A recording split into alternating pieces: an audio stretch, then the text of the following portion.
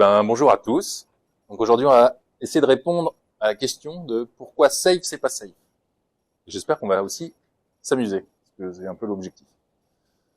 Du coup, déjà, on va remercier nos partenaires pour grâce à qui on est là, grâce à qui Agile en scène peut exister, et merci aussi aux bénévoles qui sont là, qui nous ont super bien accueillis. Voilà, super chouette. Alors la première question, du coup, alors non, déjà je vais me présenter, Baptiste Massé, moi je suis coach craft, Scrum Master, développeur, en fait je suis juste ingénieur logiciel, je suis papa de 2 enfants, et je suis pour ma famille toujours le réparateur d'imprimantes. Déjà du coup on va se poser la question de safe c'est quoi? Donc un petit QCM, est-ce que safe c'est Scale Agile Framework? Est-ce que c'est Scale as Fuck Everywhere? Est-ce que c'est Scale Agile for Enterprise ou est-ce que c'est sa réponse B? Donc, qui pense que c'est A, du coup? Ok. Qui pense que c'est B? Ok. Qui pense que c'est C? Personne. Et qui pense que c'est D? Bah, évidemment. C'est bien sur D. Je veux dire, pardon. Ok, on sait pas, donc on comprend que le E, là, ici, c'est pas une des, donc la volonté de safe, c'est quand même que ce soit safe. Donc, on a venu prendre le E qui sort de nulle part pour dire que SAF, si on rajoute un E, ça fait safe, donc on met en sécurité les gens. Donc c'est pour ça que la question d'aujourd'hui, c'est pourquoi en fait finalement c'est pas si safe que ça. Donc sur le papier en plus c'est assez séduisant. Safe c'est censé apporter de la structure, de l'alignement, de la cadence, de la visibilité, des PI, des trains, des métiers qui sont qui viennent tous les 3 mois, on leur présente quelque chose. Et franchement dit comme ça donne envie. Et en fait, on va demander son avis à quelqu'un qui partage pas l'avis que safe c'est si bien que ça.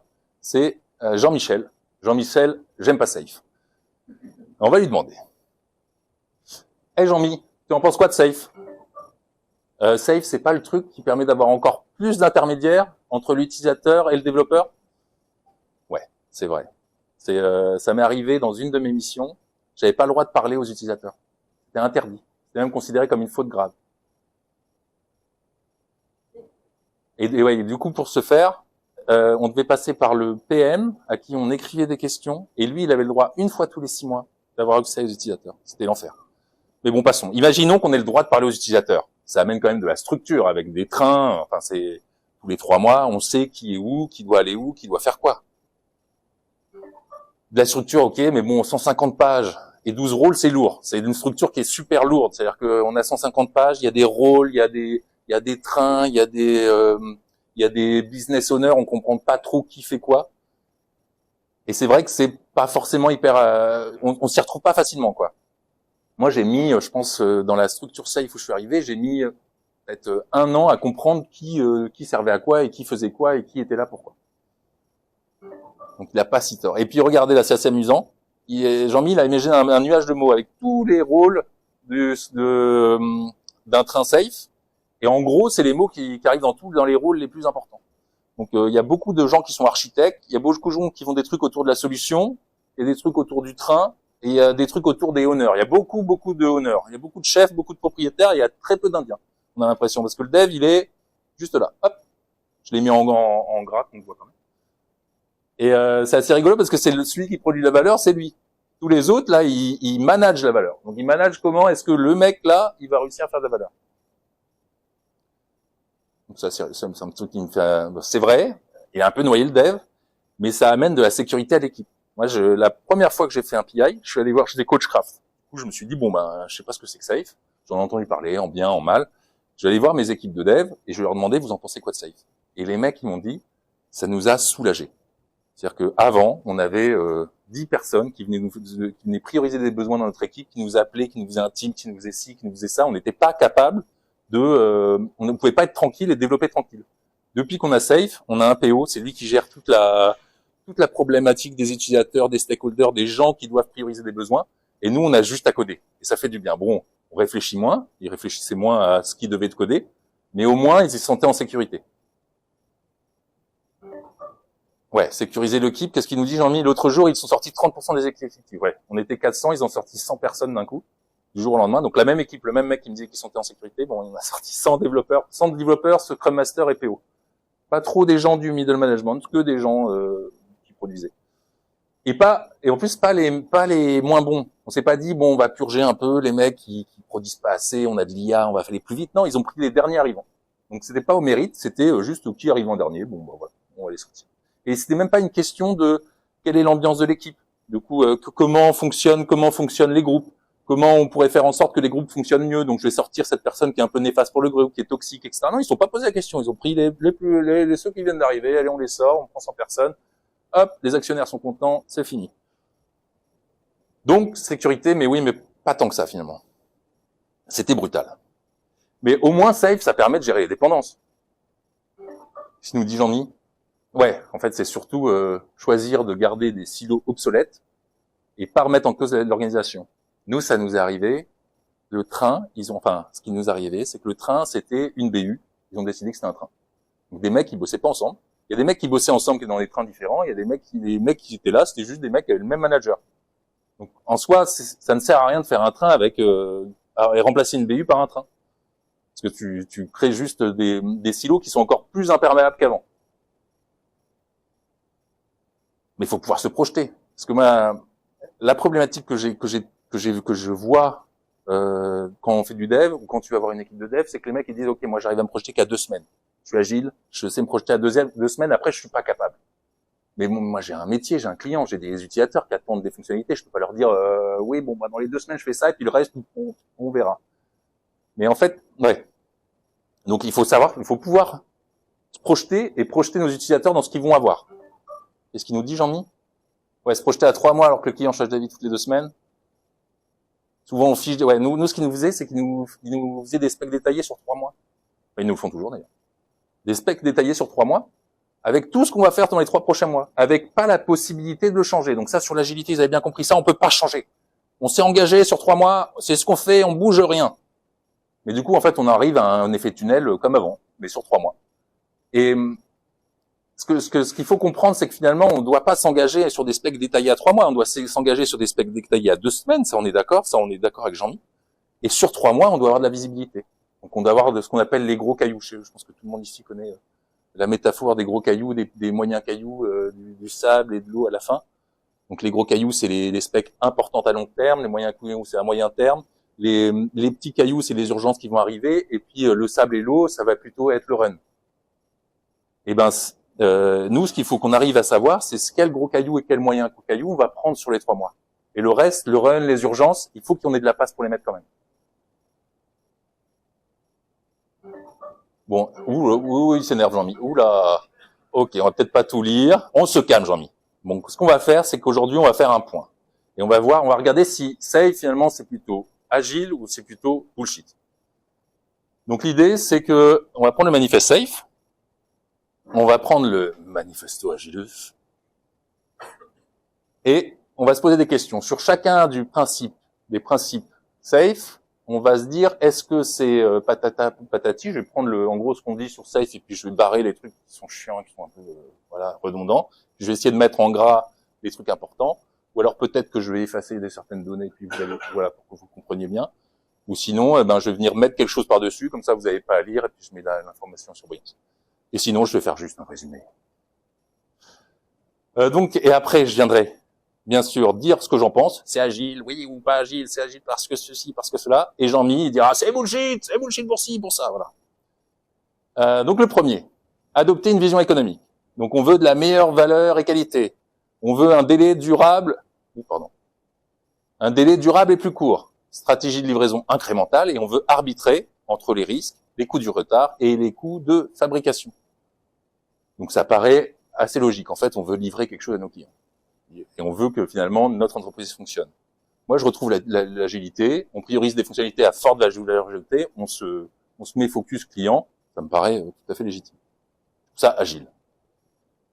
Ouais. Mais ce que Jean-Mi nous dit, c'est que souvent ça finit en quick win ou quick and dirty. Qui c'est qui connaît ces mots? Quick win, quick and dirty. Ok, ouais. C'est tout le monde, très bien. Bon, c'est quick win, c'est on doit livrer une nouvelle fonctionnalité, mais si je fais ça salement, je peux te la livrer. C'est un quick win, mais par contre c'est dégueulasse. Non, c'est pas ça, pardon. Ouais, c'est quick and dirty. Merci. Quick win, c'est j'ai une nouvelle fonction, je dois livrer une nouvelle fonctionnalité. J'ai le choix entre faire les choses bien ou faire juste une partie du besoin du client, mais ça va aller vite et puis en fait on fera jamais le reste. Et ça, c'est un cocooning. Pardon, presque. Et du coup, la problématique de ça, c'est que c'est souvent la qualité. Et on en parlait hier.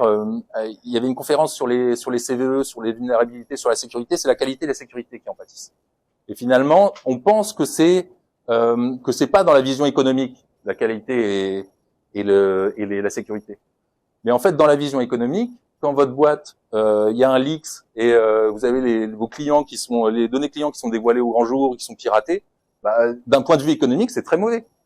Et si vous avez, d'un autre côté, si vous avez pas de qualité et que vous avez plus de support, vous avez plus de petits cailloux et de sable que de gros cailloux, bah c'est pareil. En soi, vous livrez rien, vous apportez rien de nouveau à vos clients, et donc vous allez avoir une problématique concurrentielle par rapport à vos concurrents sur le marché. On passe au deuxième.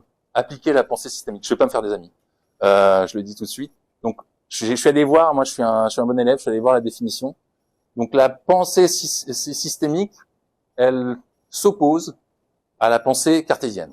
En gros, c'est ça que ça dit. Que René Descartes, Isaac Newton, Francis Bacon. Alors déjà, ça m'a un peu trigger ça. Moi, je suis ingénieur, ça m'a trigger direct. Et en gros, c'est la rationalité scientifique n'offre pas assez de paramètres par rapport au développement humain, à la subjectivité et aux traditions spirituelles. Ça, ils m'ont, ouais. Bon, voilà. En vrai, je trouve ça pas si mal, parce que prendre en compte le développement humain sur de la science, ça permet de pouvoir gérer les organisations. Parce que si on le fait pas, bah finalement, on considère les gens comme des objets, et c'est pas ouf non plus. Donc je me moque un peu de la systémique, mais c'est souvent, en fait, on va oublier que ça part de la rationalité. Si on revient sur la définition, c'est bien, la pensée systémique ne nie pas la rationalité scientifique, mais estime. Donc en fait, elle dit qu'elle vient s'ajouter à la rationalité scientifique. Et donc le doute doit être là. Donc c'est le point que je voulais mettre en exergue. Après Jean-Mi, lui, il aime pas la systémique. Voilà. Donc il a mis bullshit. C'est comme ça. Et il considère ça un peu comme l'homéopathie ou le chamanisme. Bon, c'est son avis. Ça n'engage que lui. Supposer la variabilité, préserver les options. Donc on explore plusieurs options, on retarde les choix irréversibles. Ça, par exemple, un choix irréversible, c'est vous choisissez de prendre un cloud provider. Vous choisissez de prendre un cloud provider et de prendre le PaaS, le platform as a service de votre cloud provider. Vous prenez les éléments du cloud provider et c'est plus réversible parce que ce que vous allez livrer sur votre PaaS, vous serez pas capable de le mettre sur un autre cloud provider. Donc ça, par exemple, c'est un choix irréversible. Donc un choix réversible, c'est de se dire je vais faire du cloud native, un cloud qui je vais faire une application qui peut aller et sur GCP, qui peut aller sur Azure et qui peut aller sur une autre plateforme de cloud et qui peut aller sur mes propres machines si j'ai besoin. Aussi expérimenter via des POC et des MVP, ça parle à tout le monde, POC et MVP. Et apprendre avant de standardiser. Ça, la standardisation, ça doit avoir un intérêt. Moi, je fais de la standardisation qui n'a pas d'intérêt en ce moment et ça me fatigue. La standardisation, ça doit soit améliorer la qualité, soit faire accélérer. Ça doit pas venir entraver les gens. Ça doit pas venir entraver l'innovation. On doit pas dire ah non, chez nous on fait comme ça, c'est standard. C'est si le standard permet aux développeurs d'aller plus vite, c'est très bien. Si le standard permet aux développeurs de peut-être aller un peu moins vite, mais de faire plus de qualité, très bien. Si le standard bloque les développeurs, faut arrêter, faut l'enlever, faut le supprimer. Et donc là, moi, ce que je dis, c'est clairement agile. On livre des choses utiles. Donc, supposer la variété, préserver les options, c'est bien. On essaie de livrer des choses utiles. Ouais, Jean-Mi, qu'est-ce qu'il en pense? Ouais, mais souvent, en fait, en Spring Zero, il y a un architecte qui nous a sorti toutes les specs et qui a dit on va faire comme ça. Voilà. Les développeurs, ils sont là. Enfin, on parle de développeurs, on parle d'ingénieurs logiciels. Le mec qui fait un bac+5 en ingénierie, qui savent de quoi il parle, quoi. Et un mec qui a fait un bac+5 en ingénierie, qui avant s'est dit, tiens, je vais faire un truc tout seul dans mon coin, et puis je vais leur filer ça, et puis ils vont se débrouiller avec ça. En fait, ça marche pas, quoi. Là, on est même plus sur de l'agilité, quoi, à ce moment-là. Et dans Safe, on a ce principe de système architecte qui vient faire des spécifications techniques avant qu'on commence à livrer quoi que ce soit. Et ça, c'est vraiment embêtant.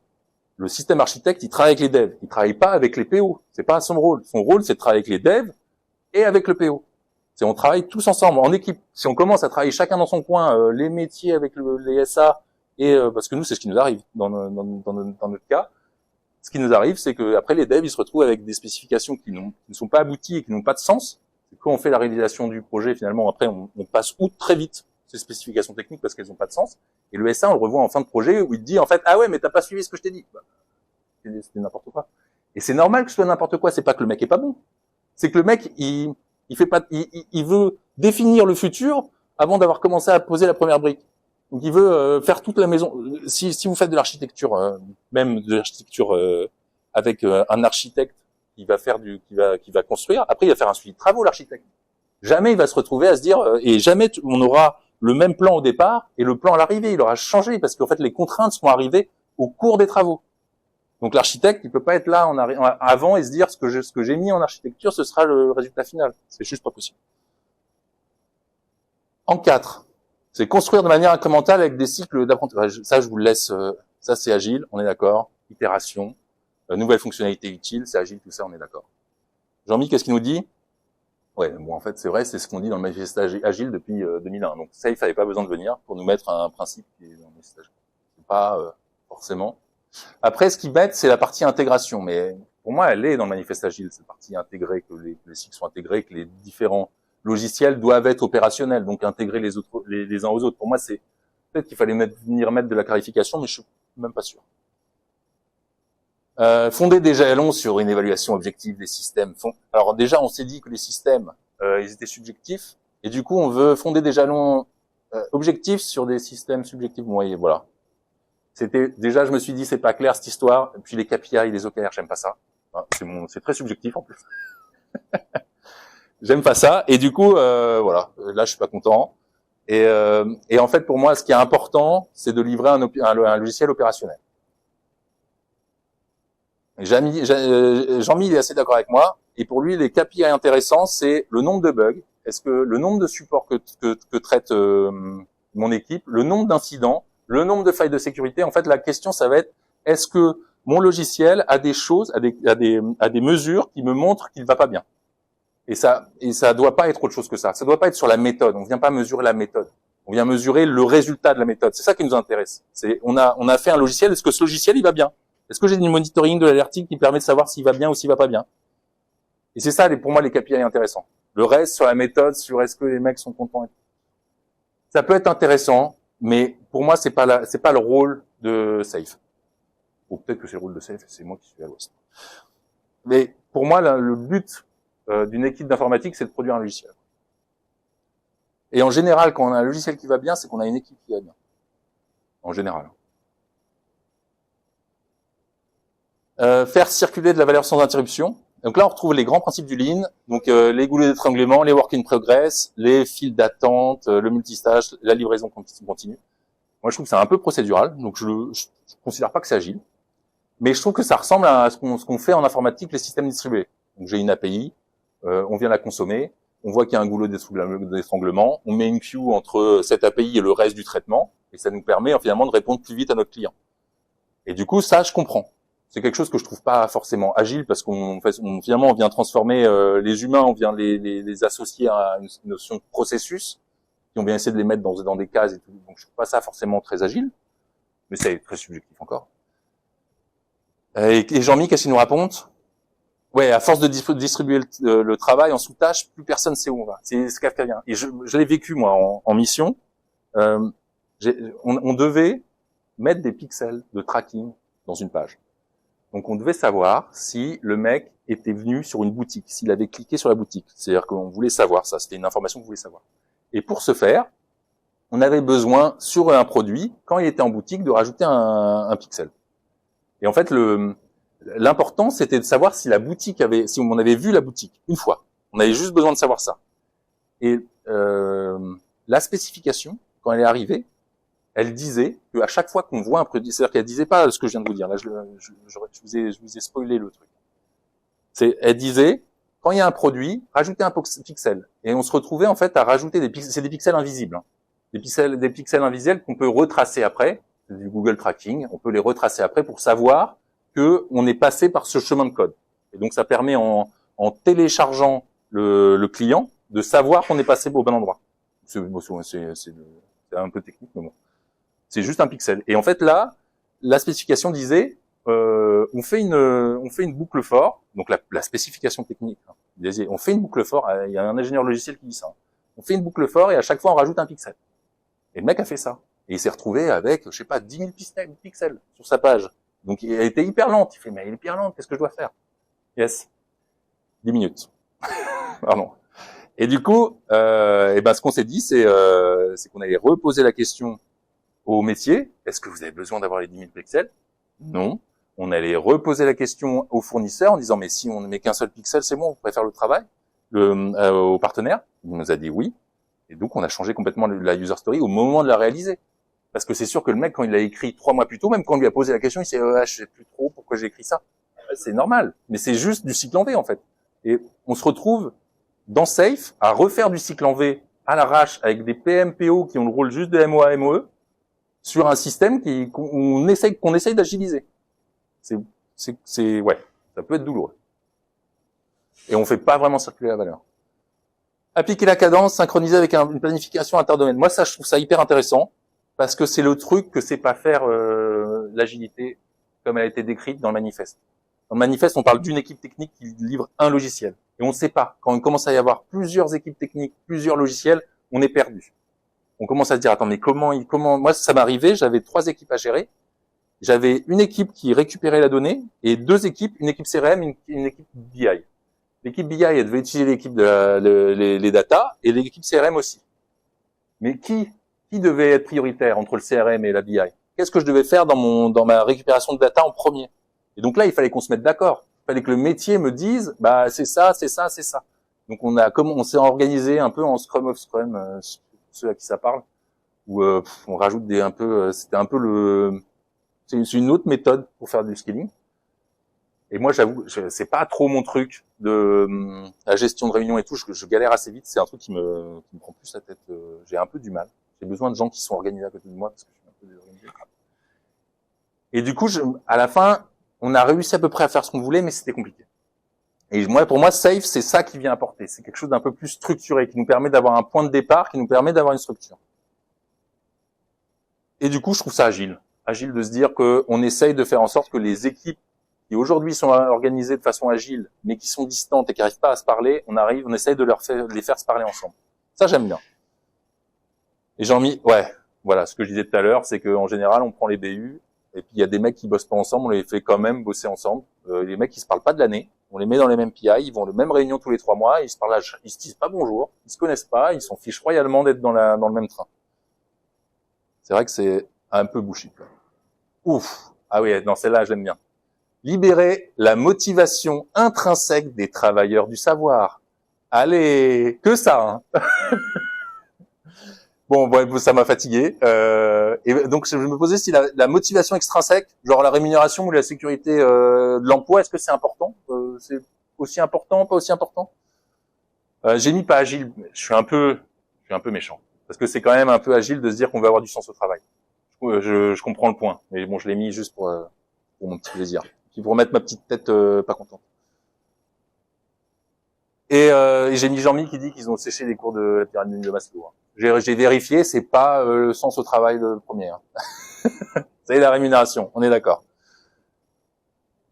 Décentraliser la prise de décision. Atteindre une livraison rapide nécessite une prise de décision décentralisée. Équipe agile. Certaines décisions stratégiques et globales justifient une prise de décision centralisée. Standard. Les standards, les équipes agiles, on essaye de voir dans les équipes agiles ce qu'est standard et puis on le fait remonter et on se dit que ça, c'est les choses qui vont être standardisées et qu'on va pouvoir faire accélérer les équipes ou rajouter de la qualité. Mais pour ce faire, il faut un cadre fiable. Parce que il faut que la prise de décision entre les deux soit fluide. C'est souvent ça le problème, c'est qu'en fait, finalement, elle est rarement fluide.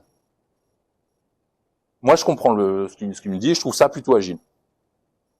Qu'est-ce qu'il nous dit, Jean-Mi? Plutôt bullshit. Parce qu'en fait, souvent, c'est les décisions centralisées qui l'emportent. Enfin, souvent. Toujours. On soit d'accord. Et en fait, ça tue la responsabilisation. Parce que finalement, on dit, OK, non.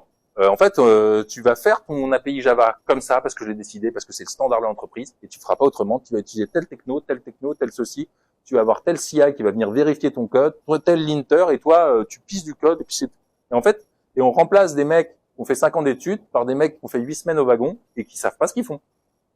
Et ça, vraiment, c'est inquiétant. Il faut faire attention à ne pas penser qu'un codeur, qu'un programmeur et qu'un développeur, c'est la même chose. Et qu'un analyste développeur et qu'un ingénieur, c'est la même chose. On a différents profils qui font différentes choses. Si on veut remplacer tous les ingénieurs par des mecs qui ont fait 8 semaines au wagon, on peut le faire.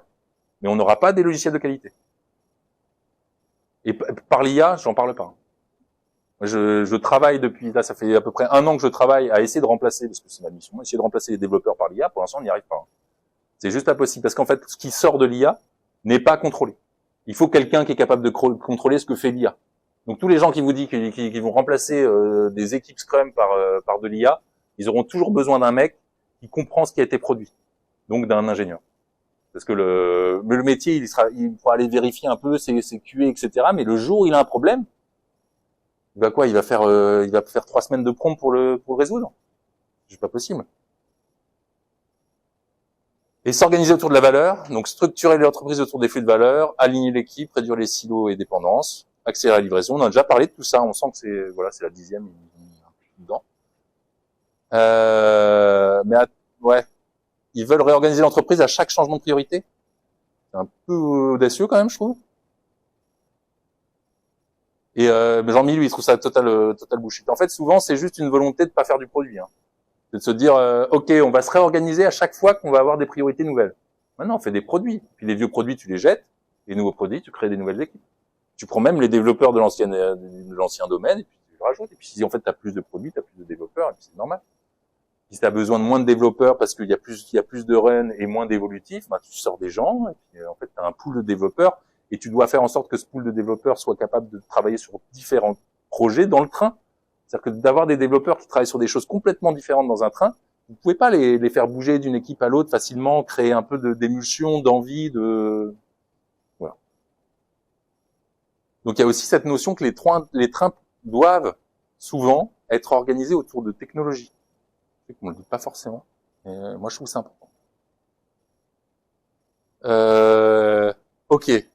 Donc de plus près, Safe c'est quand même plutôt agile, mais c'est pas mal bullshit.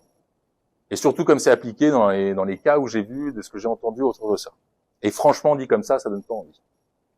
Qu'à partir de là, on va pas jeter non plus Safe avec l'eau du bain, comme ça, bébé avec l'eau du bain.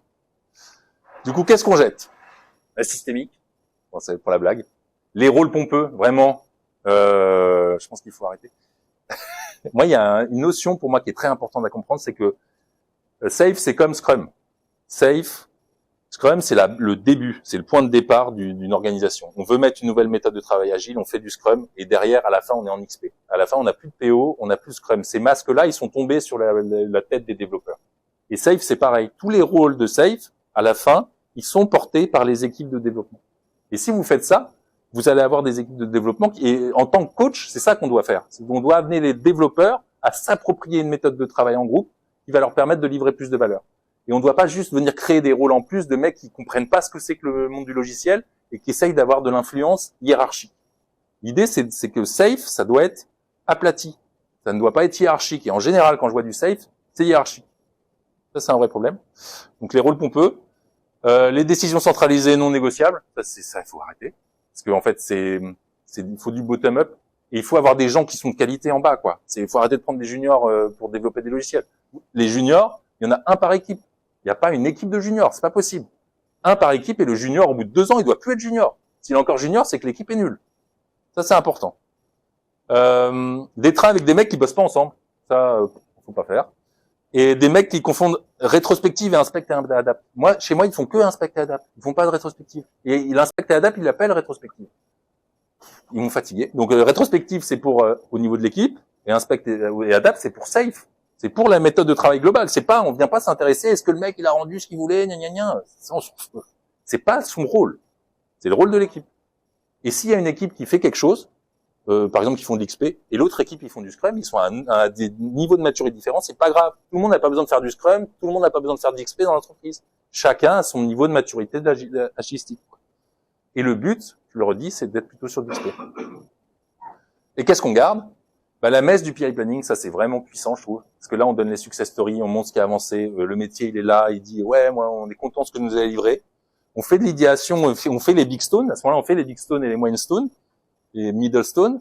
On fait du team building, on fait des synergies, on parle de best practice et là, on est cool, quoi. Et on regarde les rôles, parce que les rôles sont intéressants. Le rôle de RTE, par exemple, d'organisateur de ce grand événement, qui est le PI, du fait que les gens ils parlent ensemble, il est important ce rôle. Il n'est pas forcément porté par une personne. Il peut être porté par plusieurs personnes. Il peut être quelqu'un peut être développeur, Scrum Master, PO et autre chose. En fait, c'est un masque qui est différent. Il faut juste que ces masques soient représentés, que les gens comprennent ce qu'ils sont en train de faire. Il faut que tout le monde porte ce masque de l'agilité, enfin cette envie de faire de l'agilité. Il faut emmener tout le monde, quoi. Mais on n'a pas besoin d'avoir une personne par rôle. Ça, c'est pas nécessaire. Ouais, c'est très subjectif encore, c'est mon avis.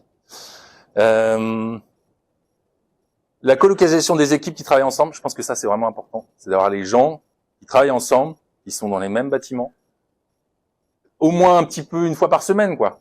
Parce qu'en fait, de vouloir travailler avec des gens qui sont partout dans le monde, on crée pas la même chose. On crée des choses qui sont plutôt patchwork.